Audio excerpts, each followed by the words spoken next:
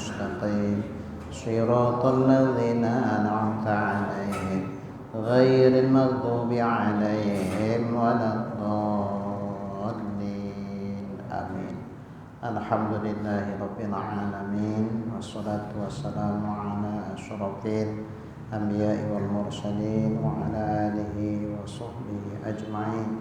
ربي اشرح لي صدري ويسر لي أمري واحلل عقدة من لساني يفقه قولي. قال المؤلف رحمه الله تعالى وأدام نفعنا بعلومه في الدارين آمين. ثم قال اللهم هداية للصواب ya rabbal alamin. Maka firman-Nya Qul huwallahu ahad. Ini Qul huwallahu ahad itu menafikan kasrah. Katakanlah ya Muhammad, dia Allah itu esa. Nah, dengan ayat ini, maka ayat ini menafikan, menolak Allah itu banyak, kasrah. Artinya banyak dan berbilang-bilang. Jadi ditolak situ kasrah wal adad. Allah banyak, Allah berbilang. Nah, ini tertolak dengan firman-Nya Qul huwallahu ahad.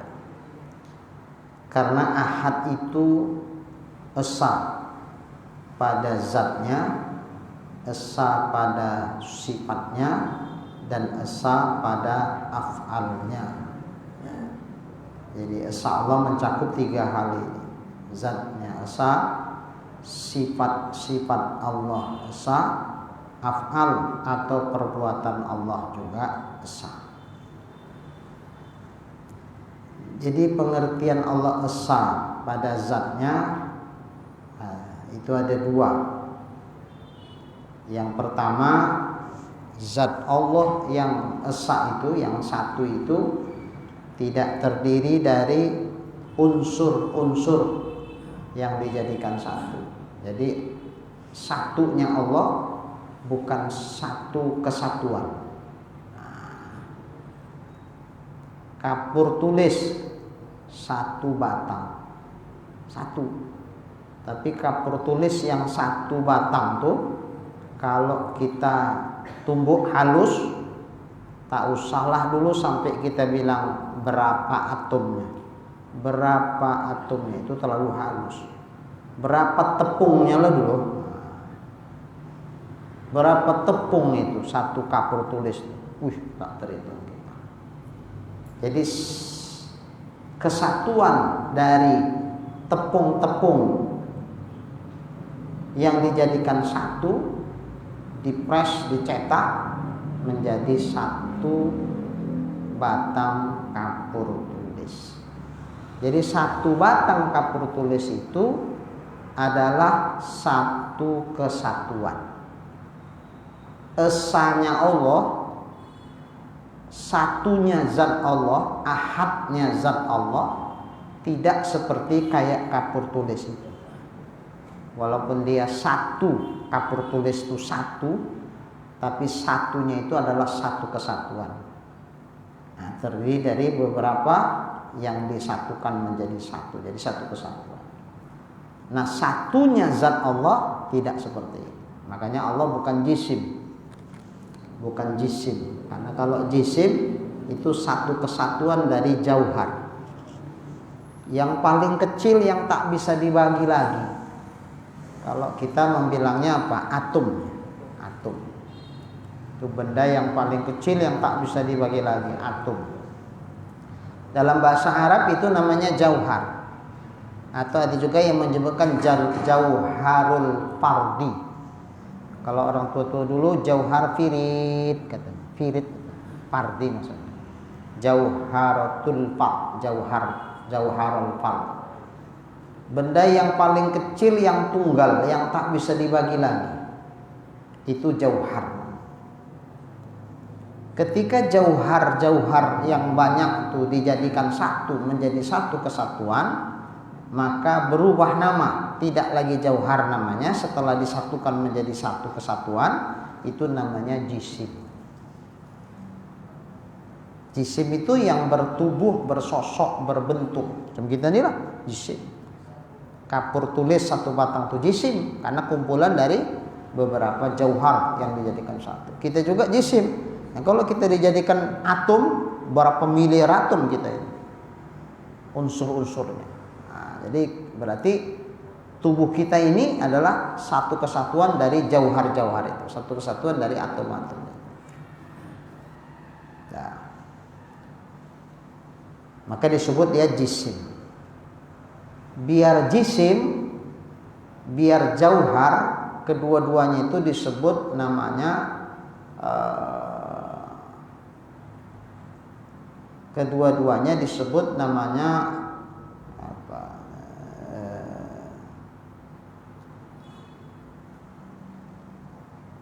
Lupa kita. Sudah sering-sering dibilang itu. Nah, biar jisim karena dia mengambil tempat dalam ruang, begitupun jauhar mengambil tempat di dalam ruang. Ini nanti disebut jirim. Jirim. Kenapa disebut jirim? Karena dia mengambil tempat pada ruang. Jirim itu bisa jisim, jirim itu bisa jauhar. Dikatakan dia jirim karena dia mengambil tempat pada ruang. Bertempat dia. Bertempat.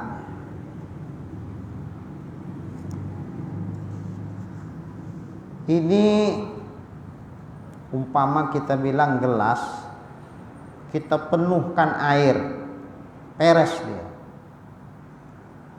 Kita masukkan batu ke dalam air itu.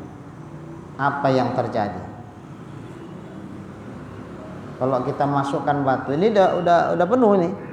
Masukkan batu. Apa yang terjadi? Airnya tumpah. Seberapa banyak air tumpah tergantung seberapa besar batu yang dimasukkan. Kalau batunya besar, tentu airnya banyak tumpahnya. Kalau kecil batunya, ya sedikitlah air yang tumpah. Itu artinya apa? Batu yang kita masukkan ke dalam gelas ini itu mengambil tempat di ruang gelas. Makanya karena tempatnya air tadi sudah diambil oleh si batu, airnya tak bertempat lagi, tak bisa ngambil tempat situ, maka tumpah dia. Nah, maka tumpah dia. Jadi batu tuh memandang dia mengambil tempat pada ruang yang ada di gelas tuh, maka disebut dia jirim. Tapi batu itu disebut juga dia jisim. Kenapa dikatakan dia jisim? Karena dia kumpulan dari beberapa jauhar. Begitu juga jauhar, benda yang paling kecil yang tak bisa dibagi lagi, halus sekali. Pun ada tempat pada ruang seukuran yang paling kecil itulah, benda yang paling kecil itulah mengambil tempat juga dia. Memandang dia mengambil tempat, maka disebut dengan jirim. Tapi karena dia benda yang paling kecil yang tak bisa dibagi lagi, maka dia disebut namanya jauhar. Jadi jirim ya bisa dibilang jauhar, jirim juga bisa dibilang jisim. Kenapa? Karena dikatakan dia jirim, memandang dia mengambil tempat pada ruang. Jisim mengambil tempat juga di ruang. Jauhar pun mengambil tempat juga di ruang, maka jauhar disebut jirim, jisim pun disebut jirim. Disebut jauhar memandang karena dia yang paling kecil yang tak bisa dibagi lagi. Disebut dia jisim memandang karena dia kumpulan dari beberapa jauhar. Baik jauhar maupun jisim, kedua-duanya mengambil tempat pada ruang, maka kedua-duanya disebut dengan jirim. Anda bisa paham ya? Baik. Jadi Allah itu zatnya esa. Esanya zat Allah itu seperti apa? tidak seperti jisim. Karena kalau jisim itu satunya jisim kumpulan dari beberapa jauhar. Berarti dia satu kesatuan dari jauhar-jauhar yang dijadikan satu. Sementara satunya Allah, satunya zat Allah bukan kumpulan-kumpulan dari yang dijadikan satu menjadi satu kesatuan. Nah, itu berarti esaknya Allah, ahadnya pada zat Allah tidak seperti pada jisim. Nah, maka dipastikan dengan kita paham ini Allah itu bukan jisim, pasti itu. Karena kalau dia jisim berarti kumpulan dari beberapa jauhar yang dijadikan satu. Jadi kalau kita mengatakan Allahu Akbar, Allah Maha Besar, bukan berarti zat Allah itu berjisim dengan sangat besar sekali. Jangan dibayangkan bersosok Tuhan, bertubuh Tuhan, berjisim Allah. Jangan. Kalau sampai gitulah terhayal dalam pikiran kita, kemudian diyakini begitulah Allah tuh tanggal 5 tuh. Nah, ini hati-hati tauhid nih. Masalah i'tiqad, masalah keyakinan. Nah, jadi arti esa Allah pada zatnya, satu zat Allah itu tidak terdiri dari kumpulan jauhar-jauhar yang disebut dengan jisim. Karena kalau dia berjisim itu berarti kesatuan dari jauhar-jauhar. Kalau dia kesatuan dari jauhar-jauhar berarti zat Allah itu tidak sah.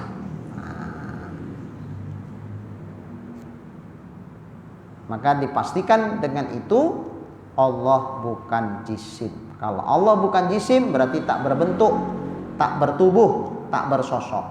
Maka andai ada yang datang di hadapan kita yang bersosok, bertubuh, berbentuk, lalu dia ngaku-ngaku dirinya sebagai Allah, insya Allah kalau kita paham makna esa Allah pada zatnya, dengan mudah kita bisa menolaknya. Iblis laknatullah, nyah kau bukan Tuhanku. Tuhanku esa, tidak berjisim seperti kau, tidak bertubuh. Karena kalau berjisim berarti kau masih kumpulan dari jauhar-jauhar. Tuhanku bukan jauhar, juga tidak kumpulan dari jauhar-jauhar yang diartikan dengan jisim itu. Tuhanku esa, tapi keesaan Tuhanku tidak terdiri dari kumpulan-kumpulan jauhar. Karena kalau kumpulan-kumpulan dari jauhar itu namanya jisim. Jisim itu tidak Tuhan sebagaimana yang kuyakini. Maka engkau bertubuh, berjisim, kumpulan dari jauhar-jauhar, sehingga kau bukan Tuhanku. Bisa. Nanti di hari akhirat, di hari kiamat, setelah orang-orang yang menyembah selain Allah, semua masuk neraka dengan yang disembahnya. Yang nyembah pokok kayu ke neraka diikut semuanya. Yang nyembah Nabi Isa alaihissalam, ya dirupakan Allah setan dalam wujud Nabi Isa, kemudian masuk ke neraka, ikut masuk neraka dengan yang disembahnya. Tinggallah yang menyembah Allah Subhanahu wa taala. Mereka ditanya, apa yang kalian nantikan? Kami menantikan Tuhan kami. Emang kalian kenal siapa Tuhan kalian? Kami kenal. Diuji, betul kenal enggak nih? Diperintahkan Allah Ta'ala lah malaikat dengan mewujudkan dirinya yang sangat besar. Saking besarnya kemana mata memandang terlihat dia.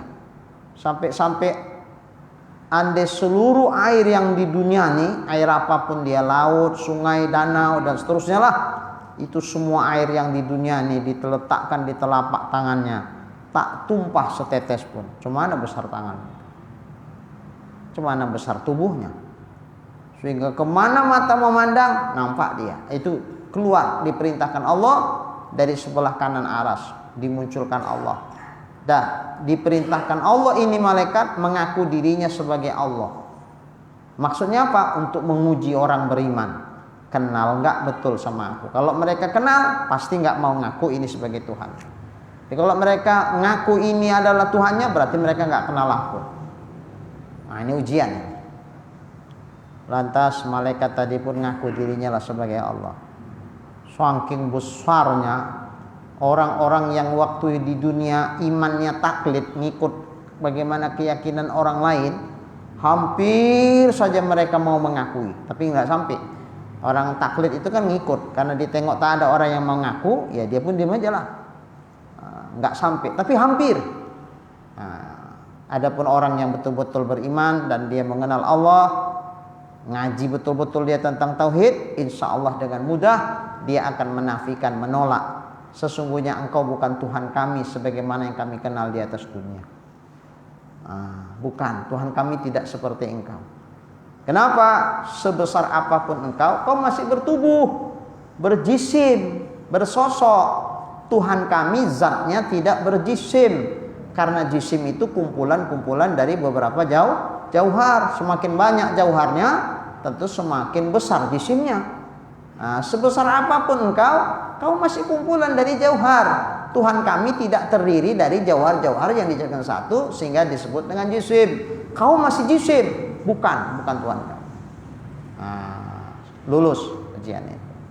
Jadi sampai begitu, di sana pun masih diuji lagi. Betul kenal apa tidak sama Allah? Betul i'tiqadnya sahih apa enggak? Seperti itu. Satu, itu pengertian esa Allah pada zatnya. Yang kedua, pengertian esa Allah pada zat yang kedua. Pengertian yang kedua, zat Allah yang satu itu tak ada yang menyamainya, apapun dan siapapun. Tak ada yang menyamainya, apapun dan siapapun. Artinya selain Allah tidak ada zatnya yang sama dengan zat Allah. Karena ada yang andai ada yang lain dari Allah yang zatnya sama dengan zat Allah, berarti ada dua yang sama. Kalau ada dua yang sama zatnya, berarti tak esa dia. Orang ada yang nyamai. Kalau esa itu nggak ada yang nyamai, baru esa namanya. Kalau masih ada yang nyamai, berarti ada dua yang sama. Kalau ada dua yang sama, tidak sah. Buktinya ada yang sama dengan dia.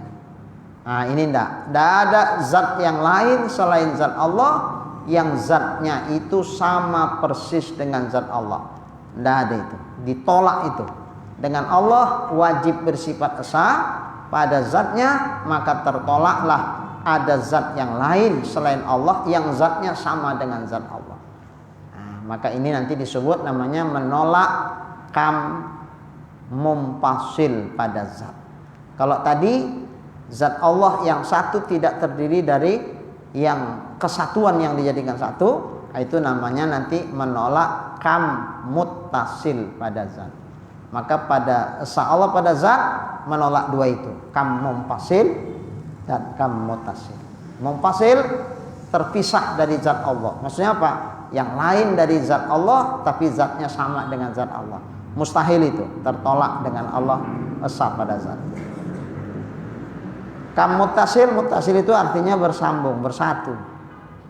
Satunya Allah adalah satu kesatuan. Itu muttasil namanya. Itu juga mustahil. Itu ditolak dengan Allah esa pada zat. Yang kedua, esa Allah pada sifat-sifatnya. Maknanya apa? Sifat Allah yang satu jenis itu satu, tidak lebih dari satu. Jumlah sifat Allah tidak terhingga banyaknya. Kalau ada hingganya, itu berarti masih terhingga, berarti tidak sempurna, masih bisa dihinggakan. Jumlah sifat-sifat kesempurnaan Allah tidak terhingga banyaknya. Tapi katanya 20, Ustaz. 20 yang wajib kita ketahui. Yang wajib kita ketahui 20. Tapi bukan berarti sifat Allah jumlahnya 20, tak terhingga banyaknya. Dari setiap satu dari sifat-sifat Allah itu satu. Satu. Kudratnya satu. Irodatnya esa satu. Basornya satu. Samaknya satu. Hayatnya satu.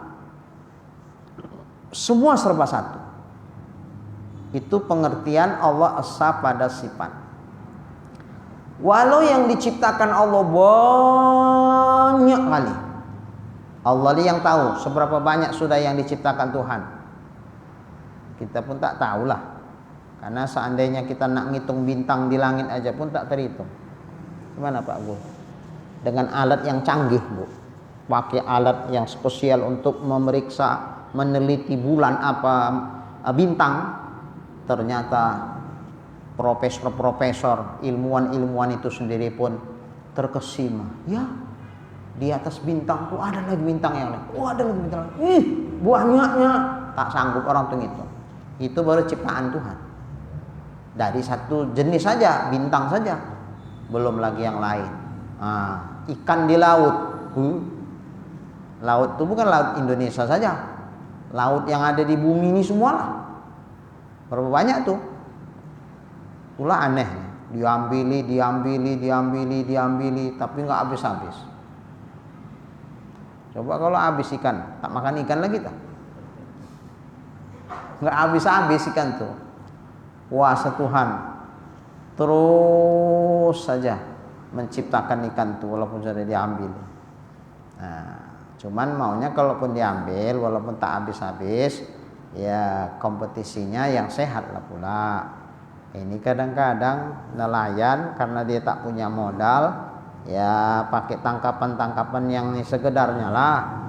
Sementara kawan nih punya modal pula besar, wakil mau bangsa apa namanya kayak pukat harimau, main sekali ditebar suap habis tuh dia aja semua, nggak kebagian nelayan tuh.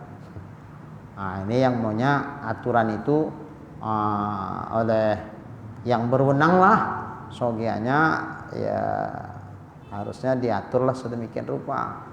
Jadi rezeki daripada Allah tuh bisa merata, tidak kepada yang kuat-kuat modalnya saja. Kalau begitu nanti macam kata Roma Ira, malah yang kaya makin kaya, yang miskin makin miskin gitu.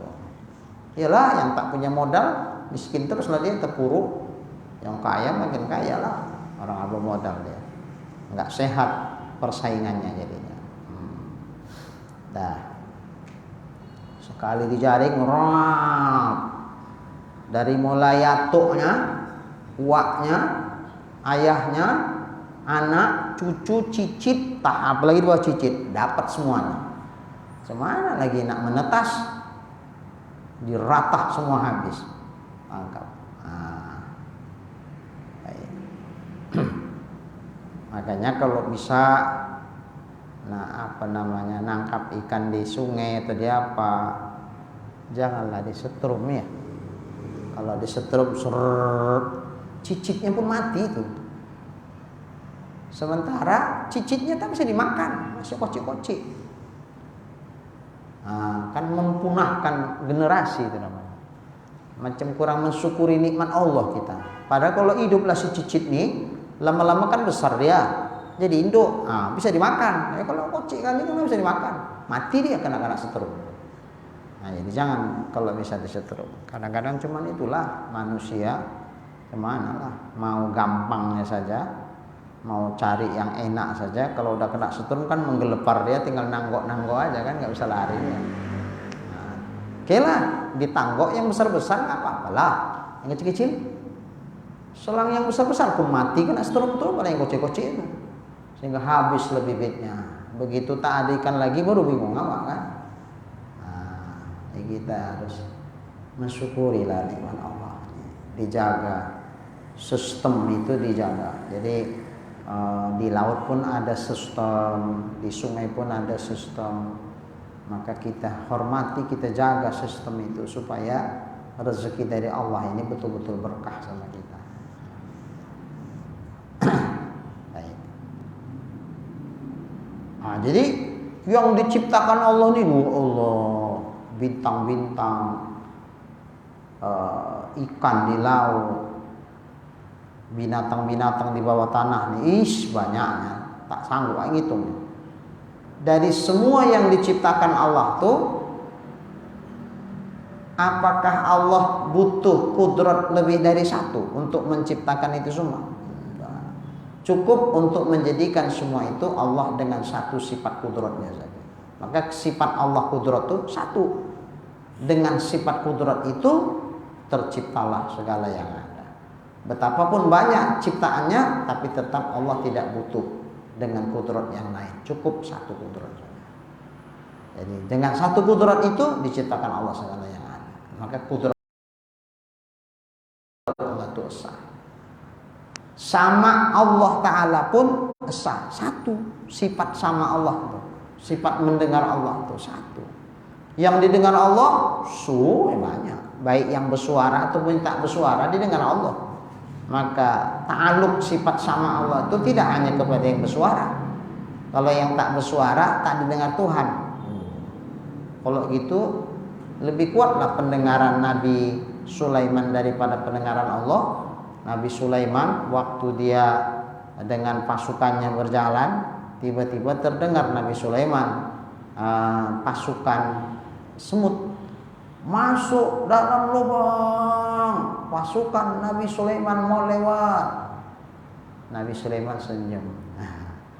Stop. Berhenti. Sampai pasukan semut masuk semua ke lubang baru lewat. Karena kalau tidak matilah kebijak-bijak. Kita bisa dengar suara semut? Nggak bisa ya? Nabi Sulaiman dengar, dibikin Allah punya kemampuan untuk bisa mendengar dan mengerti bahasa hewan. Itu mukjizat Nabi Sulaiman. Jadi kalau mesti yang bersuara lah baru terdengar Allah, berarti lebih hebat pendengaran Nabi Nabi Sulaiman daripada kan pendengaran Allah. Mustahil itu. Nah, makanya yang bersuara ataupun yang tak bersuara semua didengar oleh sifat samanya Allah. Kemudian yang didengar Allah ini banyak sekali. Apa bingung Tuhan mendengar banyak-banyak itu? Sehingga Tuhan butuh tambah satu lagi sifat sama. Bingung, nggak dengar karena banyak kali yang bercakap. Macam ibu-ibu jualan lontong, 10 orang aja lah beli pada waktu yang bersamaan, sama-sama minta cepat. Bu, aku lontong bu ya, pakai telur. Bu, aku lontong bu, pakai bakwan aja, nggak usah pakai telur. Bu, aku ini bu. Yang mana-mananya bingung aku. Satu-satu lah. Kita begitu. Nah kalau Allah macam kita, bayangkan. Pada saat yang bersamaan, di detik yang sama, di dunia ini orang berdoa dengan permohonan yang berbeda-beda. Mintalah sama Tuhan, munajat. Apa kira-kira ada yang terlewatkan, tak terdengar Tuhan karena saking banyaknya orang meminta sama Tuhan sehingga Tuhan pun jadi bingung. Yang mana-mana mau kedengar, yang ini minta ini, yang ini minta ini ya. Bingung aku, udahlah lantak keliling situ, masa mintanya sama-sama. Gitu kira-kira. Mana mungkin begitu Tuhan. Jadi pada saat yang bersamaan, andai seluruh manusia di bumi ini, di belahan bumi ini, diprediksi, diperkirakan berapa jumlah penduduk bumi ini sekarang? 2 miliar. Penduduk bumi, ya, 2 miliar. 5 miliar. Yang mana yang betul wallah alam. Ini kan prediksinya itu. Mana pula awak hitung satu-satu? Ya, mau berapa lama itu? Prediksi. Dari perhitungan manusia diperkirakan umpamalah 5 miliar. 5 miliar itu berapa nolnya? 12 ya? 12 ya? 12. Ya. Berdoalah 5 miliar manusia pada saat yang bersamaan dengan permintaan yang berbeda-beda. Bingung Tuhan dengarnya? Nggak bingung Tuhan. Didengar tuh ada yang terlewatkan dari Allah, dari pendengaran Tuhan sehingga dia meminta tapi Tuhan tak dengar, terlewatkan gitu aja.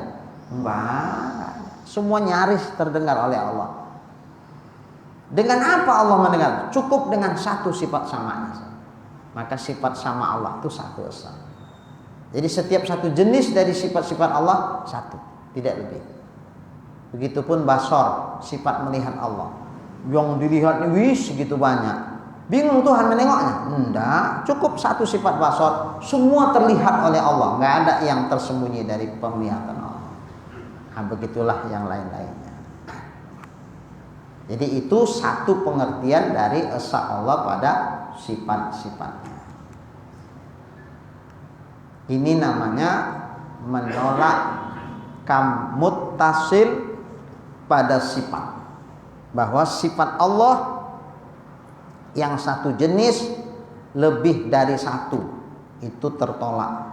Berarti kalau lebih dari satu tak esa lagi nanti. Sementara sifat Allah itu esa. Dengan esa Allah pada sifatnya, maka tertolaklah berbilang-bilang sifat Allah lebih dari satu dalam satu jenis. Nah, ini namanya muttasil. Tertolak muttasil pada sifat.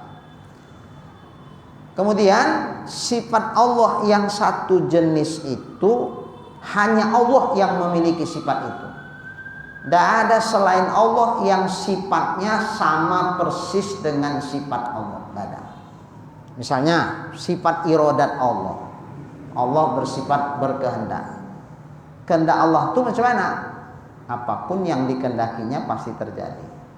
Innama amruhu idza arada syai'an ay yaqula lahu kun fayakun.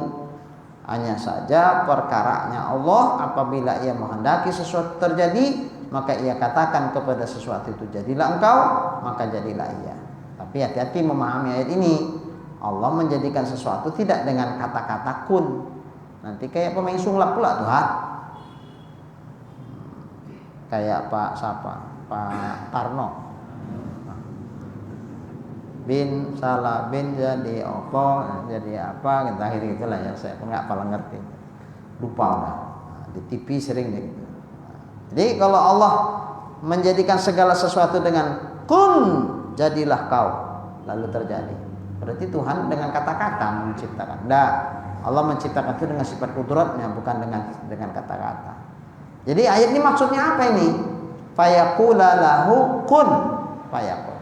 Ini menunjukkan ayat ini bahwa apapun yang menjadi iradat Allah, kehendak Tuhan, dipastikan terjadi. Nah, itu maksudnya. Apapun yang dikehendaki Allah, dipastikan dia terjadi. Nggak ada yang nggak terjadi apa yang dikehendaki Tuhan. Karena jika Allah menghendaki sesuatu terjadi, tidak terjadi, berarti lemah Tuhan. Allah lemah mustahil. Sehingga apapun yang terjadi, itu terjadi atas kehendak Tuhan. Kalau ada sesuatu yang terjadi di luar kehendaknya, berarti atas kehendak yang lain. Kalau atas kehendak yang lain lah Tuhan menciptakan ini, bukan atas kehendaknya, tergagah Tuhan. Tergagah itu sifat yang lemah. Allah punya sifat lemah, itu mustahil. Nah, makanya setiap yang dijadikan Allah itu pasti dikehendaki. Setiap yang dikehendaki pasti dijadikan. Yang macam begini iradatnya itu cuma iradat Allah. Gak ada iradat yang lain selain Allah yang macam seperti itu, gak ada. Macam kita lah. Kita ada iradat juga, ada kehendak, ada sifat iradat kita. Tapi iradat kita tidak seperti iradat Allah. Buktinya apa? Berapa banyak kita menghendaki sesuatu, mengirodatkan sesuatu di kehidupan kita ini. Pertanyaannya, apa semua yang kita kehendaki terjadi? Enggak.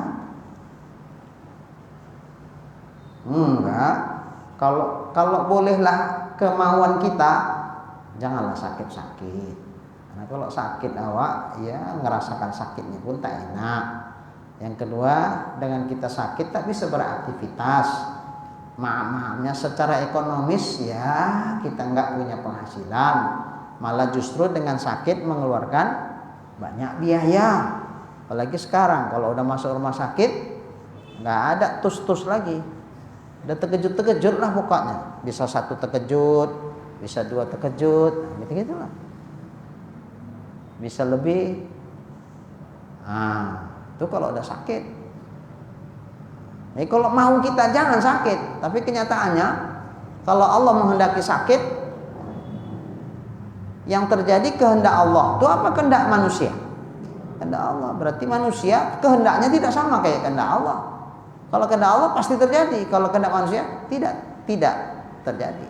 Jika kehendak manusia sama dengan kehendak Allah, terjadi. Jika kehendak manusia tak sesuai dengan kehendak Allah, ya tak terjadi.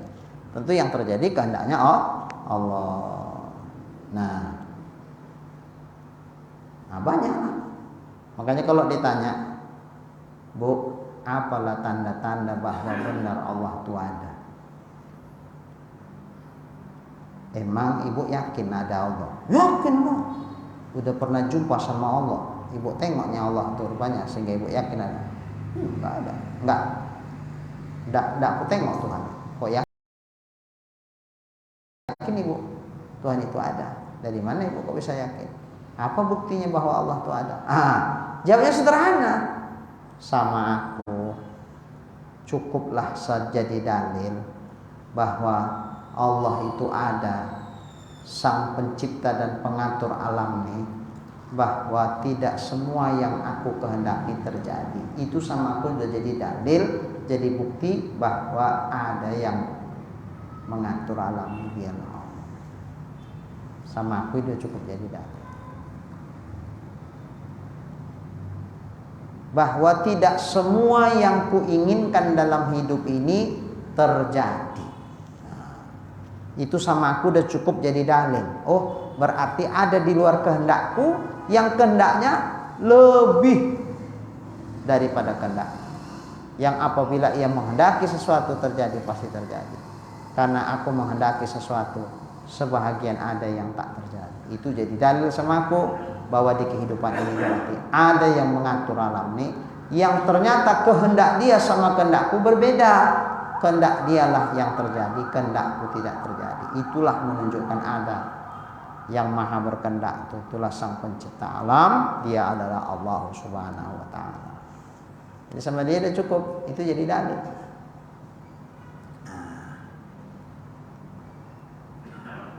Jadi kehendak, contoh sifat iradat Allah. Nggak ada selain Allah yang iradatnya sama persis dengan iradat Allah. Kalau ada iradat selain Allah yang sama iradatnya dengan iradat Allah, berarti ada dua sifat iradat yang sama. Kalau ada dua sifat yang sama, tidak esa lagi karena ada yang menyamainya. Sementara Allah esa pada sifatnya. Maka seluruh sifat Allah yang satu jenis itu, tak ada selain Allah yang sama sifatnya dengan sifat Allah. Kalaupun manusia punya kudrat, kudratnya manusia tak sama dengan kudratnya Allah. Kalaupun manusia punya iradat, iradatnya manusia tak sama dengan iradatnya Allah. Kalaupun manusia punya sifat basor, melihat, basornya Allah tak sama dengan basornya manusia misalnya. Begitu juga lah. Kalaupun manusia punya sifat sama, tapi samanya manusia tidak sama dengan sifat samanya Allah. Sama pada nama boleh, tapi sama pada hakikat daripada sifat itu mustahil. Karena kalau ada dua yang sama, berarti tidak esa lagi Allah pada sifat-sifatnya. Sementara Allah esa pada sifat. Maka mustahillah bahwa ada selain Allah yang memiliki sifat yang sama persis dengan sifatnya Allah. Ini maksud daripada esa Allah pada sifat-sifatnya. Dua. Yang ini namanya menolak mumpasil pada sifat. Artinya ada yang lain dari Allah, berarti terpisah dia dari Allah, yang sifatnya sama dengan sifat Allah. Ini tertolak. Yang ketiga, esa Allah pada af'al atau perbuatan. Apa maknanya? Bahwa seluruh apapun yang terjadi itu hakikatnya adalah yang menjadikan Allah. Itu semua perbuatan Allah. Karena esa Allah pada penciptaannya, esa Allah pada af'al perbuatannya. Berarti tidak ada selain Allah yang bisa mencipta dari sesuatu yang tidak ada menjadi ada, nggak ada yang bisa mencipta seperti itu kecuali hanya Allah. Itu semua af'alnya Allah. Esa Allah dengan af'alnya. Artinya tak ada selain, semua yang terjadi itu ada af'al selain Allah, nggak ada. Kalau ada af'al selain af'alnya Allah, berarti ada sang pencipta lain selain ciptaan Allah. Itu mustahil. Masa ada pula selain Allah bisa mencipta? Ada ciptaan yang sesuatu tercipta bukan Allah menciptakannya. Berarti kalau begini tidak esa Allah pada af'alnya, karena ada selain Allah yang juga bisa mencipta. Berarti Allah mencipta juga, selain Allah ada juga yang bisa mencipta. Berarti ada dua ciptaan. Berarti ada dua yang mencipta, mustahil.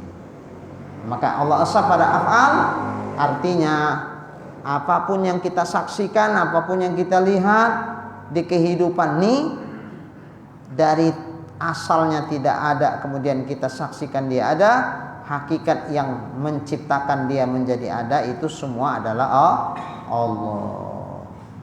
Itu tanamkan. Maka la ilaha illallah, tidak ada sang pencipta apapun di alam ini, semua hakikat yang menciptakannya itu adalah Allah. Ya kalau sudah duduk keyakinan kita, bukan sekedar tahu, tapi yang kita ketahui menjadi sebuah keyakinan yang kokoh kuat. Kita rasakan betul-betul keyakinan kita tentang keesaan Allah pada af'alnya itu, maka setiap kita melihat terjadi segala sesuatu, nggak nampak kita sebab terjadinya, tapi yang kita lihat adalah hakikat yang menciptakan itu adalah Allah. Maka semua yang kita pandang ini mengingatkan kita kepada Allah. Nengok bulan, ingat kepada Allah, karena bulan ini tak ada yang bisa menciptakannya kecuali Allah. Maka ingat ciptaannya, berarti ingat kepada yang menciptakan, karena hakikat yang menciptakan itu cuma satu. Jadi apapun yang kita lihat dari ciptaan Allah yang sekian banyak nih, mengingatkan kita kepada sang pencipta. Harusnya begitu. Maka sebetulnya sungguh aneh, sungguh ajaib seandainya kita melihat sesuatu tidak menjadikan kita ingat kepada yang menciptakan sesuatu itu. Aneh itu. Padahal sogianya ketika kita melihat sesuatu, ngecas hati langsung kepada yang menciptakan dia. Harusnya begitu. Kita jalan-jalan kemana lah, misalnya satu daerah lah di belahan bumi Indonesia nih, ada karya daerah itu yang bisa dibilang karya khas yang nggak kita jumpai di tempat yang lain. Disitulah adanya, di tempat lain nggak kita jumpa, sehingga bisa dibilang ini khas ya. Seperti juga ada oleh-oleh yang khas. Kan gitu. Kalau misalnya dari Bandung apa oleh-oleh khasnya? Kalau dari Aceh misalnya pisang saleh. Kalau dari Aceh misalnya, karena di tempat yang lain nggak khas tuh, kalau Aceh khas tuh. Kemudian kalau dari Jawa, kalau dari Bogor ini, dari Bandung ini, dari Jawa Tengah misalnya ini, itu ada khas-khasnya itu. Ini juga ada karya, ada benda lah hasil karya penduduk lokal unik. Kita pun terkagum lihatnya, ya unik kali ya, tertata sedemikian rupa, bisa halus tapi rapi begini. Hati bisa langsung ngecas. Setelah kita mengagumi hasil karyanya, kemudian hati ngecas, pintar betul yang bikinnya ya, pintar kali yang bikinnya. Langsung kita puji-puji yang bikin, padahal kita pun tak tahu siapa yang bikin, tapi kita puji, unik ini. Memang yang bikinnya betul-betul terampil betulnya. Kalau yang nggak terampil, nggak, mana sanggup dia bikinnya macam kayak gini, rapinya gini, padahal bendanya, bahan-bahannya dibuat dari yang halus-halus, gitu, ditempel, diikat, pokoknya luar biasa lah. Nah, ke karya manusia kita bisa ngecas terus langsung ke orang yang bikin. Tapi keciptaan Allah nggak langsung ngecas kepada Allah yang menciptakannya. Apa membuat kita jadi justru lalai? Sehingga kalau kita puji, kalau ke hasil karya manusia dipuji hasil karyanya, tapi terus langsung memuji orang yang menciptakannya, yang membuatnya. Tapi kalau Allah cuman muji-muji hasil ciptaan Allah, sama sementara hati tak nyambung sama Allah, nggak nyampe-nyampe, tertutup dia. Tertutup. Padahal melihat keindahan alam, fenomena alam, masya Allah, subhanallah, luar biasa ciptaanmu ya Allah, betapa maha sempurnanya lah kuasamu ya Tuhan, sehingga kau ciptakan sedemikian rupa daripada makhluk yang kau ciptakan ya Allah. Sogenya kan seperti itu, membuat kita semakin terkagum kepada Allah, semakin memuji-muji Allah, semakin membesarkan Allah, semakin pokoknya menghebatkan Allah. Jadi hati kita betul-betul makin kuat, tertanam keyakinan yang kokoh ketika melihat apa yang diciptakan Allah. Harusnya begitu. Karena Allah safara af'al, itu bukan hasil karya siapa-siapa, itu semua hakikatnya adalah hasil dari ciptaan Allah. Kalau hati bisa memandang kemari, wah luar biasa ini. Makanya kalau sudah bisa memandang begini, gantungan hati itu tidak lagi kepada sebab, tapi gantungan hati kepada musabbibul asbab, yang menjadikan sebab itu. Termasuk dalam segala hal. Kalaupun sakit minum obat, tidak digantungkan sembuh itu kepada obat, karena dia tahu yang menciptakan sembuh bukan obat, tapi kuasa Allah. Lalu kok minum obat? Aku minum obat sekedar menjalankan perintah, karena disuruh Tuhan supaya aku berobat. Ya, adatnya kalau sakit ini obatnya ini, maka aku bikinlah ini obatnya. Tapi sembuh tidak sedikit pun di hatinya menggantungkan itu kepada obat-obat yang diminum. Kita masih nampak obat itu ya. Di pandangan batin kita masih nampak obat itu yang menyembuhkan maksudnya. Sekian persen masih ada. Padahal nggak boleh itu. 100% di hati kita itu kesembuhan itu ya datangnya dari Allah, bukan dari obat nih. Kalaupun kita minum obat nih semata-mata menjalankan perintah, disuruh Tuhan berobat, aku berobat. Tapi kesembuhan tidak di obat nih adanya, di Allah Ta'ala. Sanggup gini, harusnya bisa. Begitulah hati memandang. Seperti itu. Itu juga rezeki. Adatnya dapat rezeki Allah Ta'ala kerja. Tapi hakikat yang ngasih rezeki bukan kerjaan kita. Hakikat yang ngasih rezeki itu ya Allah. Maka bekerjalah dalam kerangka menjalankan perintah Allah, tapi rezeki itu tetap bergantung di hati kita hanya kepada Allah. Bersih 100%. Jangan gini ya, memang Allah yang ngasih rezeki, tapi kalau tak kerja potong kupingku kalau datang rezeki itu. Jangan begitu. Kalau begitu cakapnya berarti masih digantungkannya rezeki itu kepada usahanya. Tidak. Totalitas 100% Allah itu semuanya. Seandainya Allah berkehendak tanpa usaha pun didatangkan rezeki, kuasa Tuhan membuat itu sama aku. Cuman karena Tuhan nyuruh aku supaya bekerja, ya udah, maka kerjaku ini semata-mata menjalankan perintah Allah. Habis. Adapun rezeki yang datang 100% di hatiku itu hanya kugantungkan kepada Allah. Tidak sedikit pun kugantungkan kepada kerjaku, usahaku.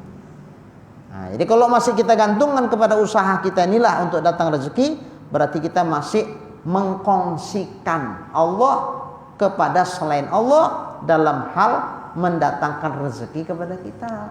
Ya memang Allah iya juga, tapi kerjaan ini pun iya juga untuk datang rezeki ini berarti tidak totalitas mutlak sang pemberi rezeki itu Allah. Ada selain Allah yang juga ngasih rezeki. Apa itu? Ini sebab kerja kita nih.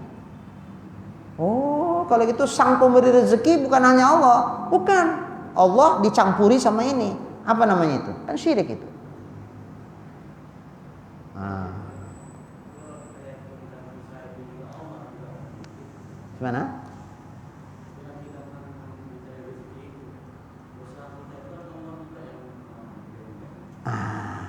Justru karena kita meyakini usaha yang kita bikin ini pun juga bahagian dari ciptaan Tuhan, dia membuat, maka naif kalau kita gantungkan rezeki itu kepada yang dibikin Tuhan. Kenapa enggak ke Allah saja yang menjadikan usaha kita tuh? Dia pun makhluk tak bisa mencipta. Kenapa kita gantungkan kepada makhluk yang lemah yang tak bisa mencipta? Sementara kita yakin, seyakin-yakinnya katanya Allah tuh maha segala-galanya. Kenapa enggak 100% ke dia? Satu contoh aja lah, misalnya ini bos preman ini anak buahnya ini, ke dia pun iya juga, tapi ke bos sebelah pun iya juga. Marah, kau yang betul, kau tentukan ke dia apa ke aku. Kalau ke aku aja, jangan ke aku ke dia juga. Marah dia. Masa kau kongsikan pula bos kau? Aku nggak suka. Kalau kau berbos sama dia aja lah. Berhenti kau jadi anak buahku. Kalau kau masih memboskan aku, jangan kau bikin bos yang sana. Itu bos saja pun nggak mau dikongsi-kongsi. Apalagi Allah yang pada hakikatnya betul memang dialah sang pencipta segalanya. Jadi nggak boleh, jangan kita kongsikan Allah dengan segala sesuatu. Kalau kita kongsikan, maka batallah yang kita bilang la ilaha illallah wahdah la syarikalah. Tidak ada Tuhan kecuali Allah, wahdah, dia esa, tunggal sebagai Tuhan, sebagai ilah. Tak ada ilah lain kecuali dia. Dia wahdah, dia tunggal sebagai ilah, la syarikalah, tidak ada sekutu, tidak ada perkongsian baginya dalam ketuhanan. Jadi kalau masih hati kita meyakini ada selain Allah juga yang bisa mencipta, berarti kita kongsikan penciptaan itu Allah iya juga, tapi selain Allah pun iya juga. Ya marahlah Tuhan. Sementara yang sesungguhnya pencipta itu ya Allah. Tiba-tiba kita meyakinkan ada selain Allah juga bisa mencipta. Ya Tuhan marah. Kau akukan sesuatu yang bukan yang bukan sebenarnya kau yakinkan seperti itu. Itu ciptaan aku, kok kau yakini juga itu ciptaan selain aku? Kan marah. Marah Allah. Makanya na'udzubillah, hati-hati. Yang namanya syirik itu tidak harus dia nyembah setan saja. Meyakinkan ada sang pencipta lain selain Allah juga itu bagian dari kesyirikan. Ini hati-hatilah. Ya. Beda lagi. Kalau pencemburu itu ketika niat motivasi kita melakukan ibadah itu bukan karena dia tapi karena yang lain, baru. Itu. Misalnya aku sholat karena apa? Ya karena menjalankan perintah Allah, tapi di samping itu juga karena ingin mencari simpati calon mertua. Supaya ya calon mertua tuh nggak bermasalah lah mensetujui aku sama anaknya. Bak mulus jalan tuh. Berarti Allah cemburu di situ. Aku ya juga, yang lain ya juga. Sama kayak istri. Aku nggak mau dimadu. Kalau aku aja lah. Kalau abang mau cari satu lagi, ya udah, tinggal abang pilih aku apa dia. Cemburu istri ketika ada yang lain dari dia. Begitu juga lah ketika ada di hati manusia itu, di hati seorang hamba selain Allah jadi tujuan dia dalam ibadah, maka di situ Allah cemburu. Nggak mau Tuhan. Ya udahlah, kalau karena dia kau ibadah, kau udah sama dia aja lah, tak usah sama aku. makanya rusak semua gara-gara itu. Nah, itu beda. Nah, makanya kalau itu syirik khafi namanya. Syirik khafi tidak sampai menjatuhkan kafir. Tapi kalau yang tadi mengakui ada sang pencipta lain selain Allah, itu syirik jali, itu kafir itu. Na'udzubillahi min dzalik. Baiklah. Jadi itulah 3 esa Allah pada zat, esa Allah pada sifat, dan esa Allah pada af'al. Ini tercakup dalam firman-Nya qul huwallahu ahad. Jadi yang sama kita yang perlu dipahami penjabarannya itu apa pengertian esa pada zat, ada apa pengertian esa pada sifat-sifatnya, apa pengertian esa pada af'al atau perbuatannya. Karena ini menentukan ketika kita nggak paham kemudian menjadi rusak akidah, nah ini jadi bahaya. Harus paham kita mana yang dimaksud dengan esa pada af'al, sifat, dan esa pada zat. Nah, seginilah dulu ya. Nanti akan datang dan firman-Nya Allahus Samad. Bismillahirrahmanirrahim. Alhamdulillahirabbil alamin. Wassalatu wassalamu ala asyrafil anbiya'i wal mursalin wa ala alihi wa sahbihi ajma'in. Allahumma rzuqna imanan kamila wa yaqinan shadiqa wa qalban khashi'a wa ilman nafi'a wa amalan maqbula wa taubatan nasuha wa husnal khatimah. Allahumma rzuqna rizqan wasi'an halalan tayyiban mubarakan jamila wa ilal khairi qarribna wa 'anil syarri ab'idna waqdi hawaijana fid dini wad dunya wal akhirah innaka 'ala kulli syai'in qadir. Sallallahu ala sayyidina Muhammad wa ala alihi wa sahbihi ajma'in.